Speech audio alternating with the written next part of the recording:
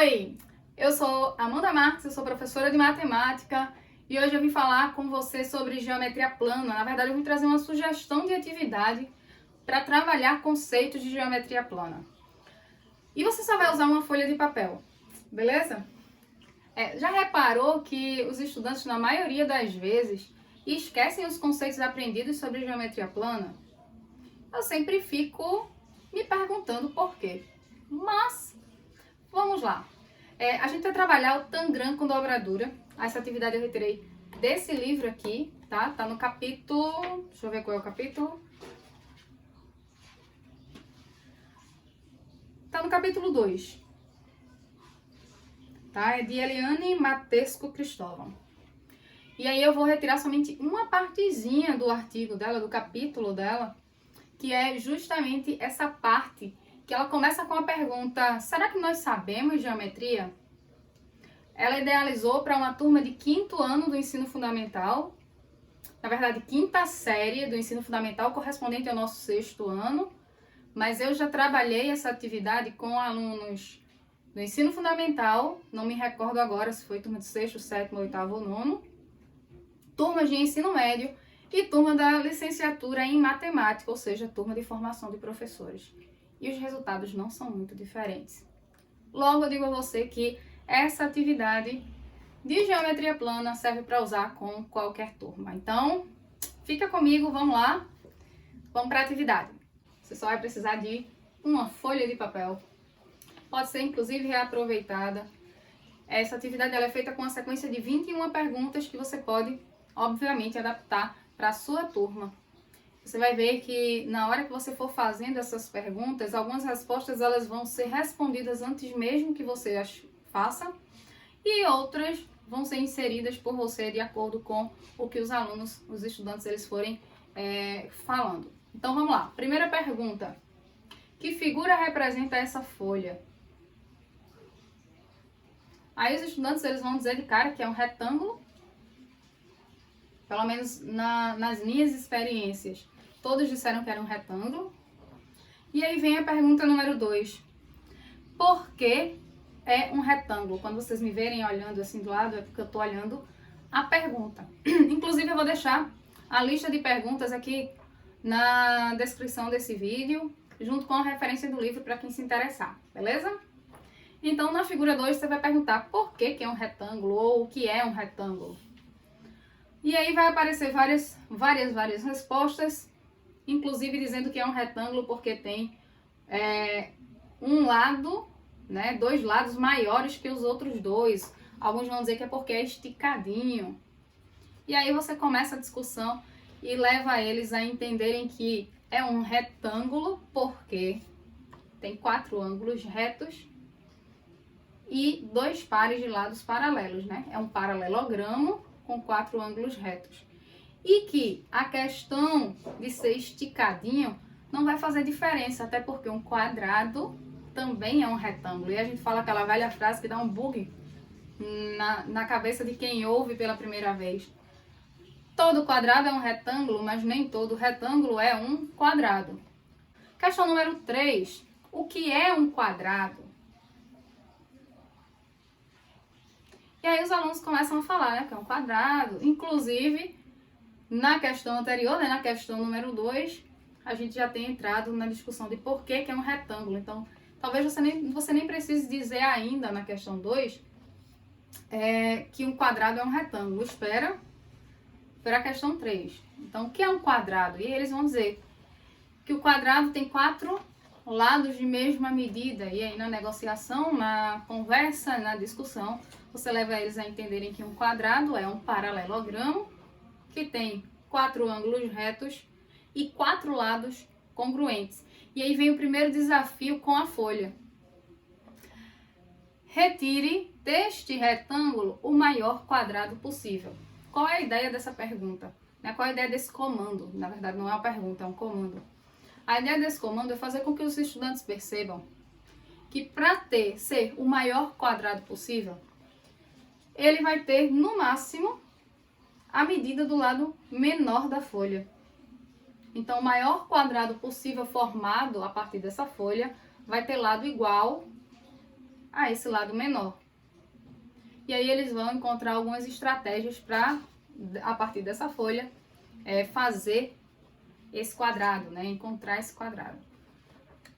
A forma que nós esperamos que eles encontrem é essa aqui. Mas aparecem alunos que pegam régua e medem para encontrar o quadrado. E alguns, não vou dizer a maioria, mas alguns, muitos, não percebem que o maior quadrado vai ter exatamente essa medida de lado, né? A medida de lado igual à medida do menor lado da folha. E aí, quando a gente dobra isso aqui, o que é que a gente está fazendo? A gente está transpondo o menor lado da folha para o maior lado da folha e a gente consegue medir. Então, fazendo isso e dobrando aqui o excesso, a gente consegue o maior quadrado possível da folha. E aí você pede para que eles cortem esse excesso.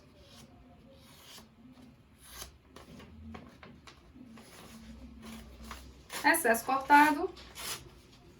Vem a pergunta: qual é o nome da linha que se forma de um vértice ao outro?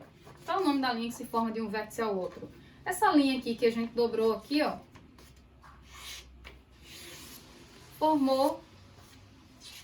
formou-se aqui na figura, formou-se no quadrado. Qual é o nome dessa linha? Espera-se que eles digam que é diagonal. Corte o quadrado pela diagonal. Então, essa linha, que é a diagonal, corte o quadrado por ela. Nesse momento, eu geralmente uso tesoura, mas eu não trouxe uma tesoura pra cá, então vamos ver o que sai. Um corte mal feito, claro. Não tenho uma boa coordenação motora para essas coisas. Pronto. Próximo. Que figura formamos agora? Aí sempre dizem que é um triângulo. E aí a gente pergunta, o que é ângulo? Aí eles vão dizer muitas coisas. E a gente espera que eles digam que é a abertura entre os lados da figura. Ou a abertura entre duas semirretas. Ou o giro de uma semirreta. Foi algumas das respostas que eu ouvi. Depois a gente pergunta o que é lado. E aí eles vão falar várias coisas sobre o que é lado. Alguns disseram assim, é a aresta. Então a gente já vai quebrando um pouco essas ideias. Vamos tentar classificar os triângulos que temos. Já estamos na 11ª pergunta. Para classificar os triângulos que temos, nós temos a classificação quanto aos lados e quanto aos ângulos. Na maioria das vezes, os alunos tendem a dizer que aqui é um triângulo equilátero e a gente incentiva eles a medir. Ó, mede, são dois triângulos iguais, então compara esse lado com os outros dois. Ah, não, é diferente, então é isósceles. Alguns já percebem de cara também que eles são triângulos retângulos. Outros não percebem porque a gente não está acostumado a ver triângulo retângulo nessa posição. A gente só está acostumado a ver triângulo retângulo nessa posição. É a chamada posição prototípica. Então, às vezes eles têm um pouco de dificuldade. E aí classificou isósceles, retângulo e a gente pode até dizer, olha, porque aquele é retângulo. Dois deles idênticos formam um retângulo. E aí vai explorando um pouco mais esse conceito de retângulo. Divida um desses triângulos ao meio. Divida um desses triângulos ao meio. Então, a gente vem aqui, ó.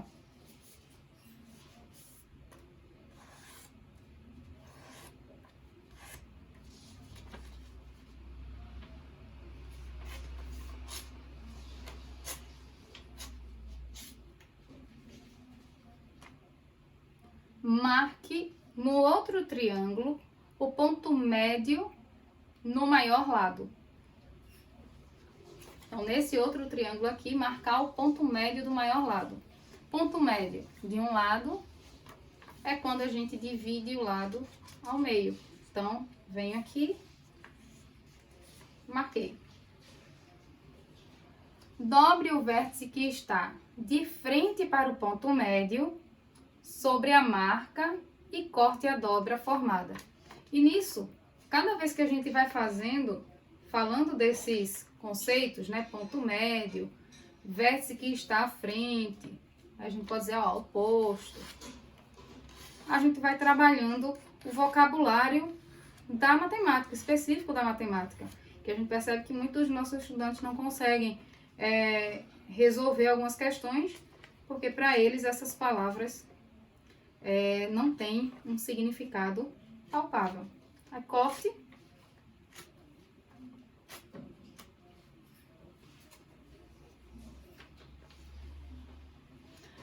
Décima quinta. É maior que o outro ou não? Esse triângulo que a gente acabou de cortar é maior que o outro ou não? Aí eles vão medir. Não, não é maior. Talvez alguns começam assim, digam que sim, que não é maior, porque eles têm o mesmo tamanho. Então a gente vai caminhando aí sem saber muito bem quais são as respostas. E aí a questão que eu insiro, né, não tem nas 21 questões, mas eu sempre pergunto, que figura é essa?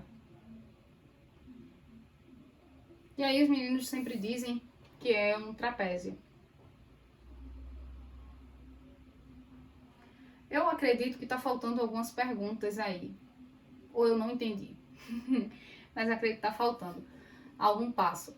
O próximo passo é dobrar ao meio esse trapézio.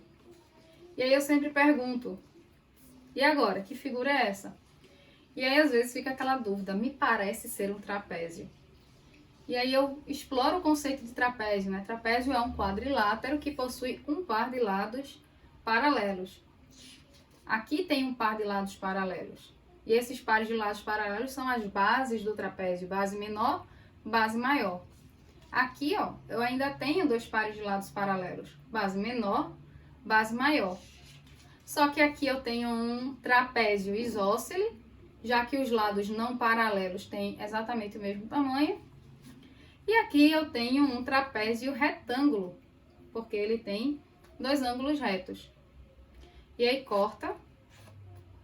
E a gente vai para 16º comando, né? Que é, retire do outro trapézio um paralelogramo. Então, daqui tirar um paralelogramo. Geralmente os estudantes perguntam, o que é um paralelogramo? E aí você vai explorar aquele conceito de paralelogramo.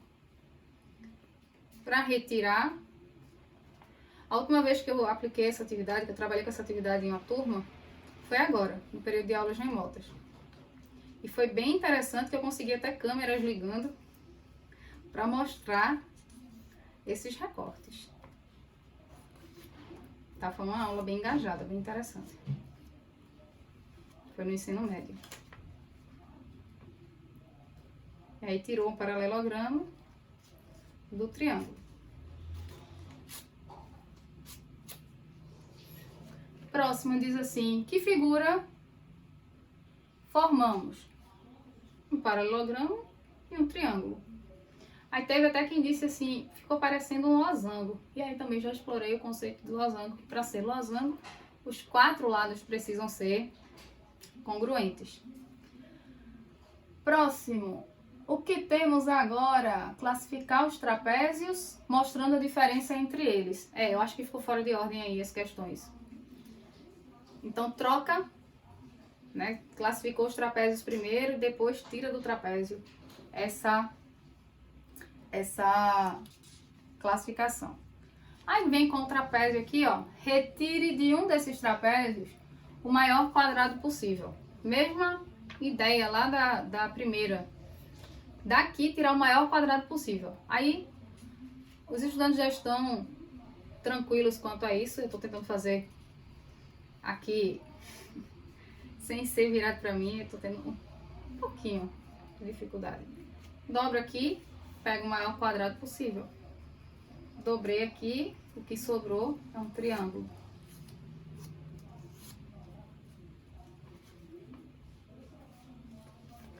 Tenho agora um triângulo e o segundo triângulo pequeno, o segundo triângulo pequeno e o quadrado do nosso tangram.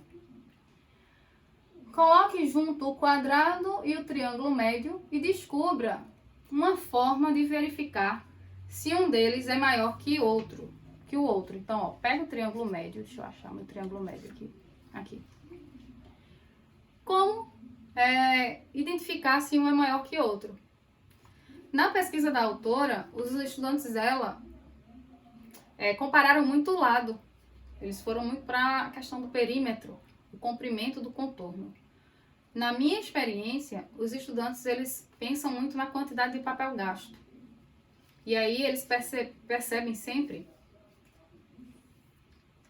os que conseguem fazer uma comparação, que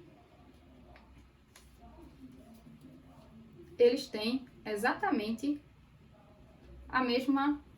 o mesmo tamanho, porque ambos têm o tamanho de 2 triângulos pequenos.